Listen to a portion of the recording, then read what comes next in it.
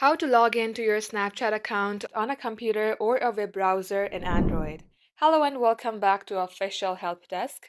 In today's video, I'm going to show you step-by-step process of how you can get logged into your Snapchat account using a web browser from your device. So without any further ado, let us jump right into the process. Head over to any of your web browser. At the top search word, type in Snapchat Web. Now you will see Web Snapchat on the first search result. Tap Open it. And here, tap on three-dot icon on your top right and tap on desktop site.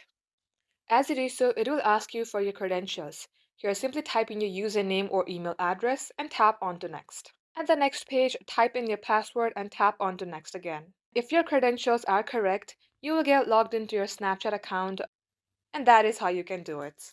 So that is all for today's tutorial. If you would like to see more videos on this topic, then do comment down below and we will get back to you soon with more tutorials like this. In the meantime, what you can do is like this video and subscribe to our channel. Also, don't forget to hit the notification bell to never miss an update from us. Lastly, thank you very much for watching the video till the very end.